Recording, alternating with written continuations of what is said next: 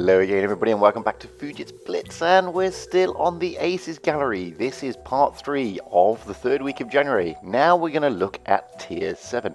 Okay, I'm playing around with my content a little bit, so I'm changing its format, but that doesn't remove anything from the gameplay. And first up, we've got a really good friend of mine, Grums23 of the clan FTC3, rolling out in the FV201A45, the British medium Tier 7 premium tank that has recently been on sale. Now, I love this tank.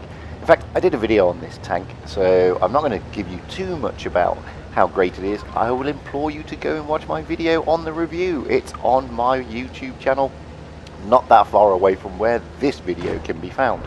So please, go and have a look at that, because it is a fantastic tank. Okay, a lot of people whinge saying it really wasn't worth the money. I think it was worth the gold. Plus, I like these type of British tanks, because their gun depression and their reload time and everything is just fantastic.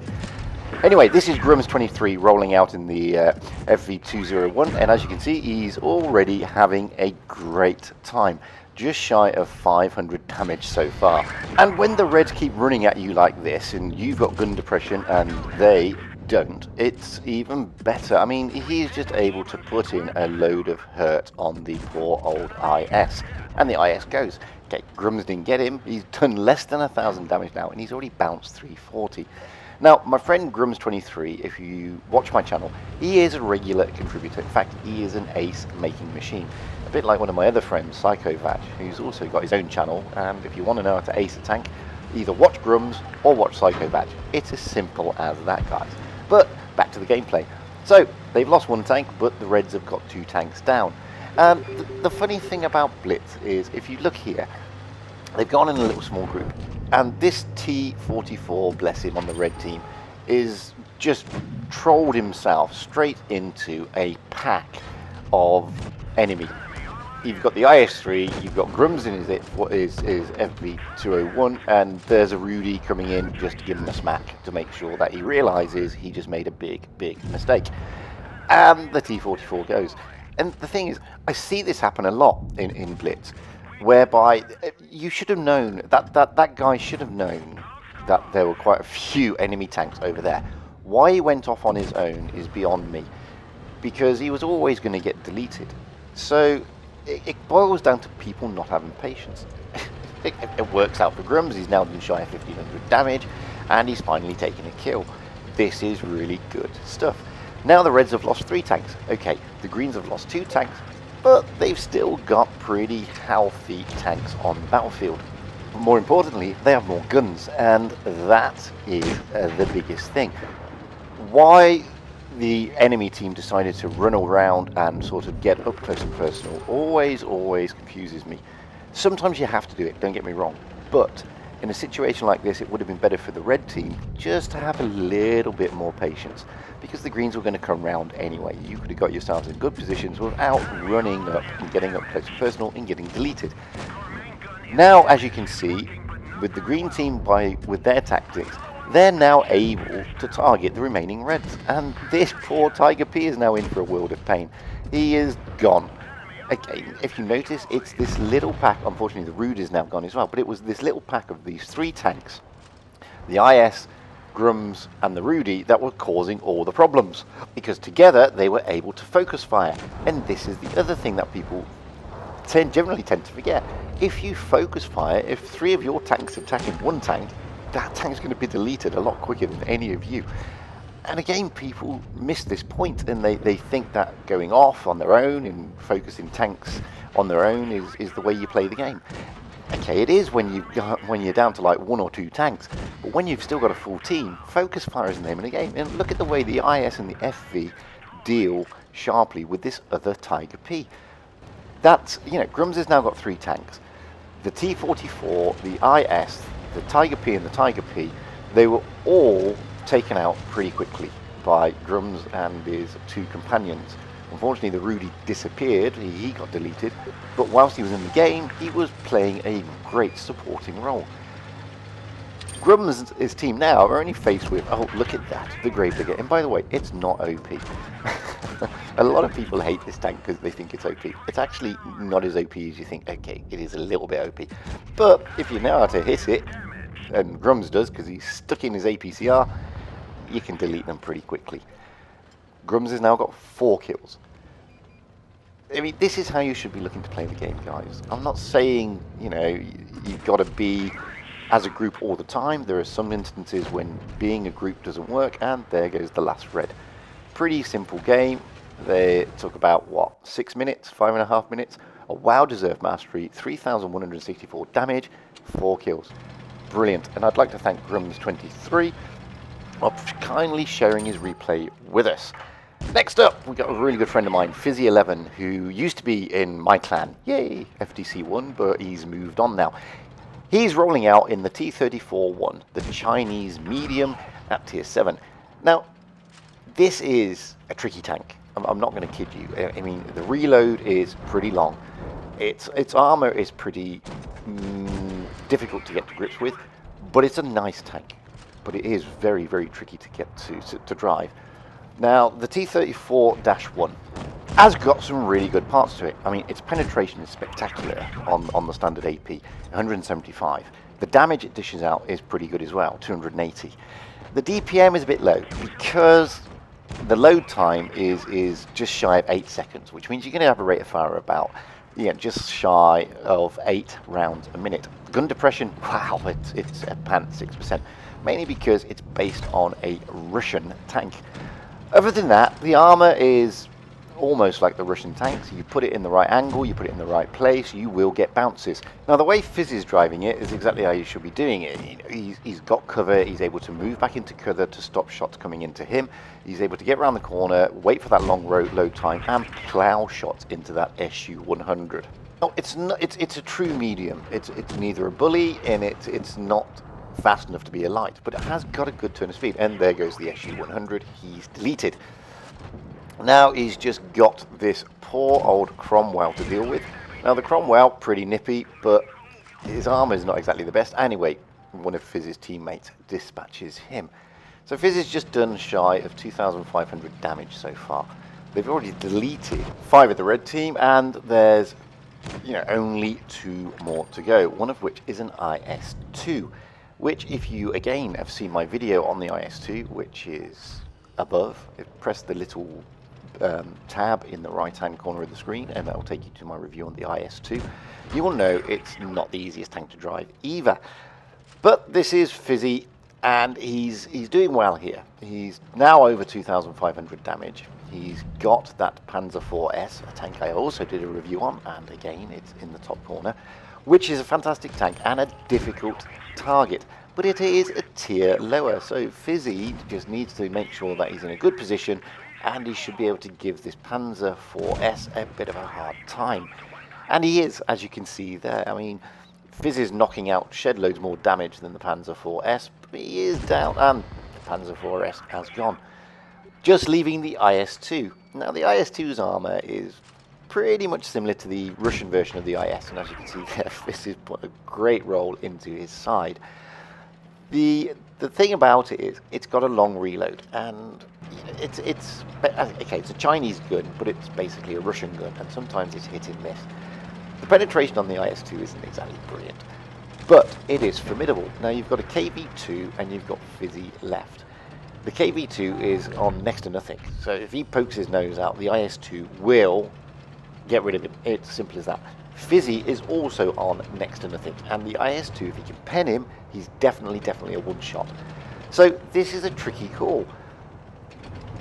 The KV-2 is making a slight push, maybe to highlight. There's the IS-2. Fizzy can get round, climbing up, and he's not a one-shot, you see, and that's the thing. The IS-2's, the IS-2 had some good hit points. Maybe Fizzy's reload's better. Yes, of course it is. And there we have it. Kill number 3.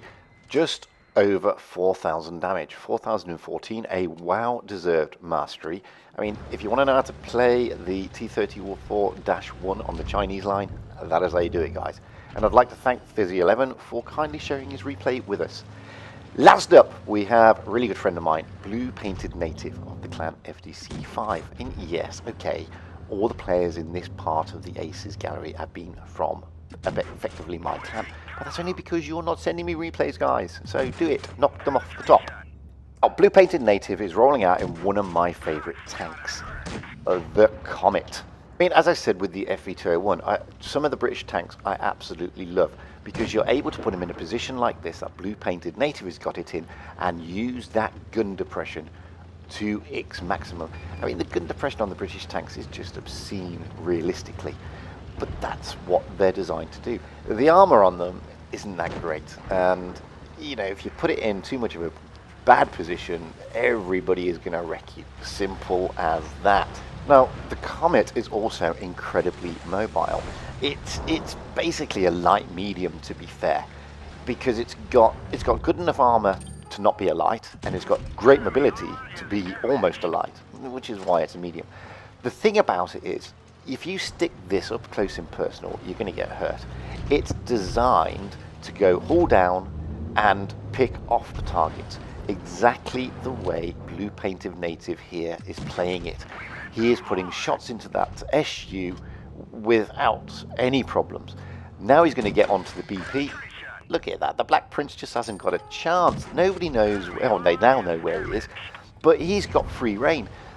And it's not like he's camping, because he's not. He's playing the tank to its strengths. Now, I did a video recently about TDs, and one of my hints there was always play the tanks to its strengths, never to its weaknesses.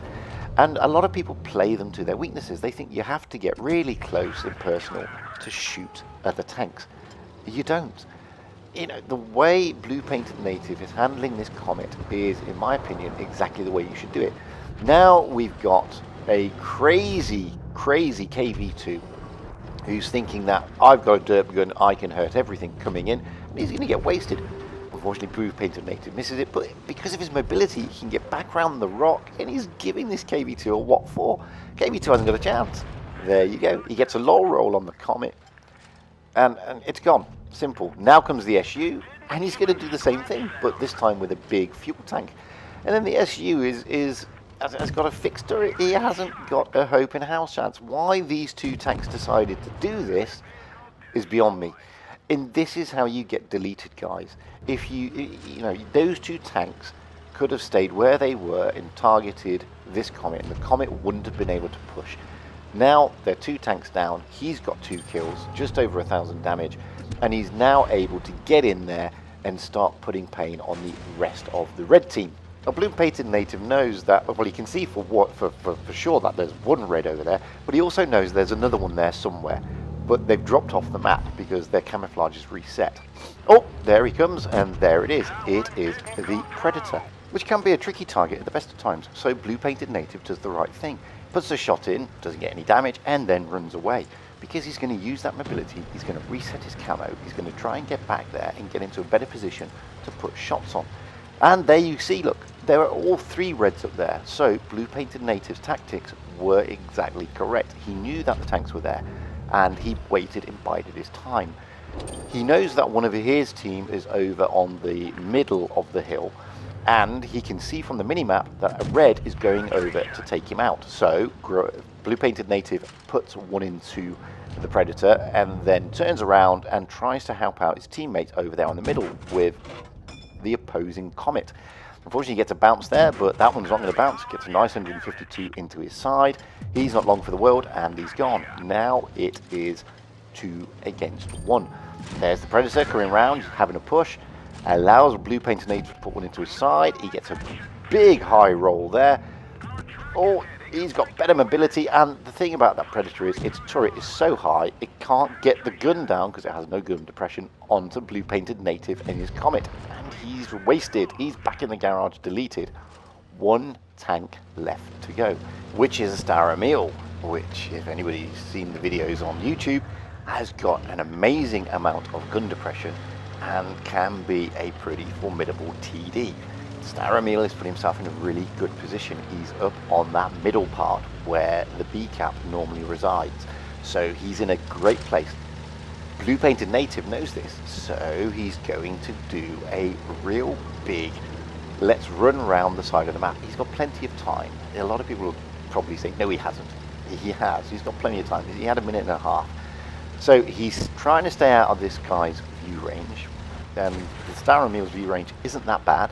So if he went through the middle, he would see him easily. He's trying to get away from that view range. He knows where he is, or he has a good idea where he is. Hopefully he can get round the back of him and he can plough some shots into him. Don't forget, he's not even a turreted TD. He's basically an open top fixed TD. So unless he's facing the wrong way, he can be a lot of a problem. Here we go, BluePaintedNative knows he's over there. He's going to pop up in a minute, most definitely, because there you go. The view range is in, and BluePaintedNative thinks, yep, I've got him here. He's facing the wrong way, but the Staramil has got good mobility.